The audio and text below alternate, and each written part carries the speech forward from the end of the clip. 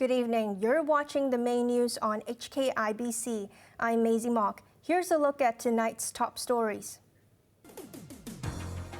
Police detain influencers Joseph Lam and Chan Yi as part of citywide crackdown on cryptocurrency exchange, JPEX. War of words continue at Rosaryhill Secodary School, with principals saying enrollment figures do not explain why the school is being axed.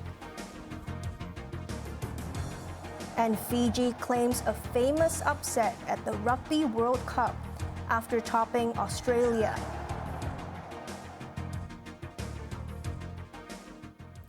Police have mounted a high-profile operation against cryptocurrency trading platform JPEX days after it was named and shamed by the securities regulator. 2 influencers who were hired to promote the firm were among 6 people arrested for fraud involving $1 billion. Joseph Lam was not handcuffed as he was escorted by Commercial Crime Bureau officers onto a vehicle this afternoon. Officers also seized bundles of cash as well as documents from the influencer's recently established office at Entertainment Building in Central. Just hours later, police stormed a 12-floor unit at Wang Plaza in Tsim Sha Tsui. The unit is occupied by fellow influencer Chan Yi, who is also linked to the dubious virtual asset trading platform, JPEX. Chan, who has more than 220,000 followers on her YouTube channel, was also taken away this evening. Police confirmed that Chan and Lam were among 6 people arrested today on suspicion of conspiracy to defraud. The citywide operation continued this evening, with officers raiding a number of cryptocurrency brokerages in Mongkok, Causeway Bay, and Kennedy Town.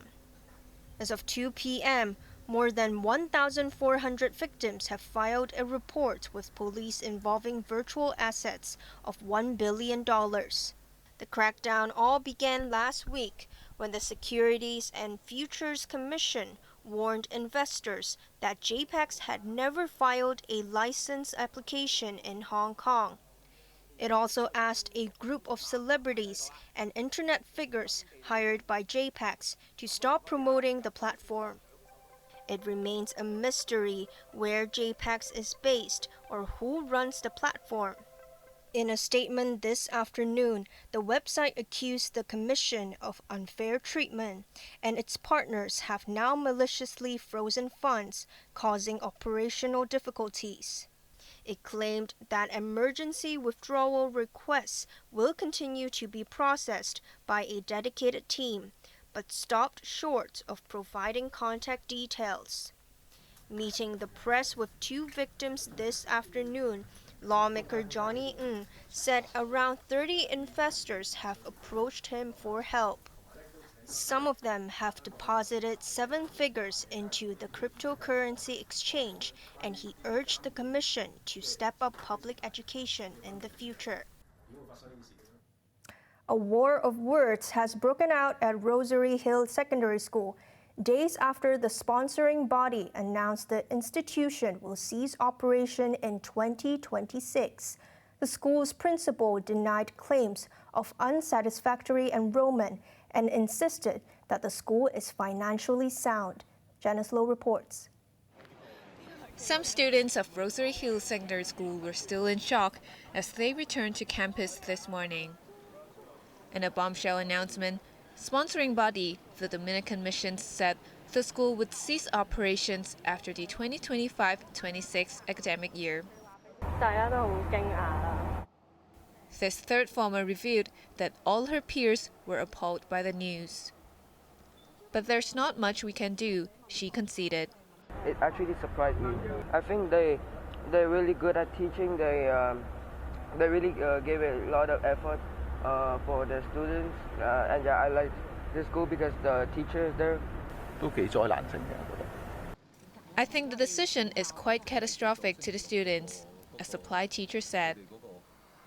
Citing an ever-evolving education landscape, the sponsoring body said Form 1 to 3 students will be transferred to other subsidized schools from 2026.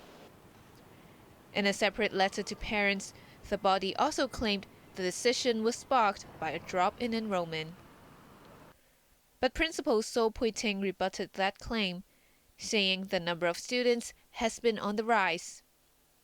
She added that as a subsidized school, the secondary section has not faced so-called financial difficulties. Her statement briefly appeared on the school's website, but was since taken down. Nevertheless, So's remarks struck a chord with the Parent-Teacher Association.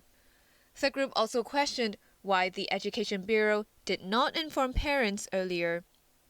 But Hyacinth He, the school's supervisor, insisted the number of primary and secondary students have dropped drastically. The priest said there are now 20% less secondary students than peak periods, while enrollment for kindergarten and primary sections even plummeted by 65% since 2019. With less students enrolled, the government is bound to slash subsidies to the school, He explained. Janice Low, HKIBC. There was traffic chaos on the Tengma Bridge this morning, following multiple pileups involving at least 19 vehicles. Police received 6 traffic accident reports at around 8 a.m. 5 drivers and 1 passenger sustained minor injuries and were sent to hospital.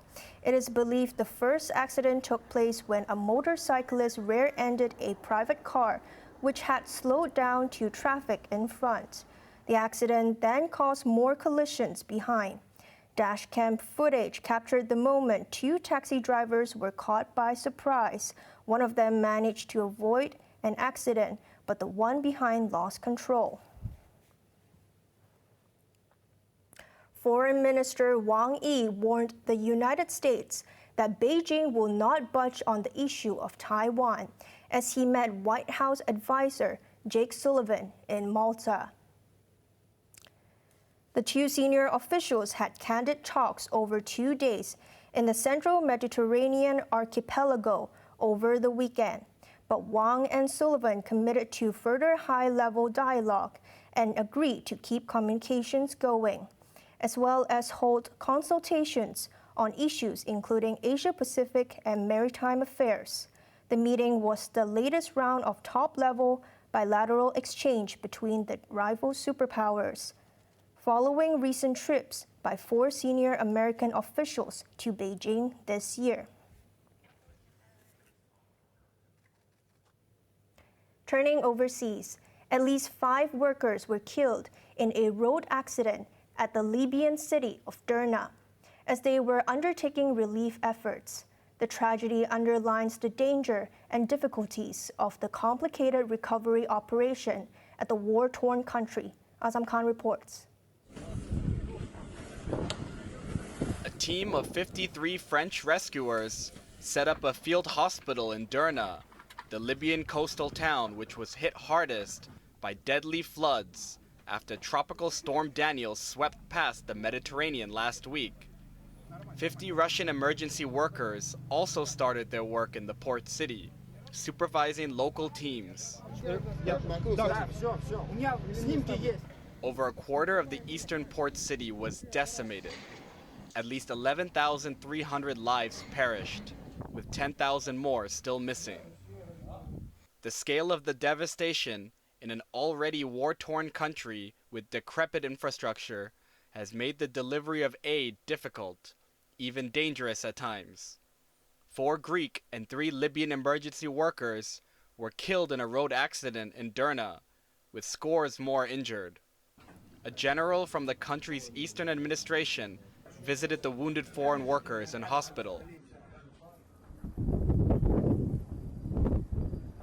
Flood survivor Abdul Salem Anwisi said the destruction all happened within 10 minutes. He recalled the endless bodies and screams as he tried to get people to safety of his rooftop. The only cause for optimism, perhaps, is that the tragedy has pulled the rival governments together, with all institutions, as well as the armed forces, joining hands for the relief effort. For Libyans, many hope that this will lead to overcoming political differences and revive national unity. Azam Khan, HKIBC. Authorities in the U.S. state of California are offering a reward of $250,000 for information regarding the murder of a sheriff's deputy in broad daylight. Ryan Klinkenbroomer was shot in his patrol car after he stopped at a red light in Palmdale, about 90 kilometers north of Los Angeles. The 30-year-old was found at the wheel of his car by a passerby who called for help. He died later in hospital. There have been 83 ambush-style attacks on police in the U.S. this year, with 15 fatal. The Los Angeles County Sheriff said it was a targeted attack. These suspects, it could be one, it could be two, in Ryan's murder. Yesterday evening at approximately 6 p.m., our deputy was ambushed while on duty, working patrol at the Palmdale Sheriff Station. And if you were anywhere in this area, and everybody's got video cameras, whether it's cell phones, different kind of electric vehicles, whatever it may be, we encourage you to look at your video and make sure that we didn't capture anything that could be the missing puzzle to apprehending these suspects.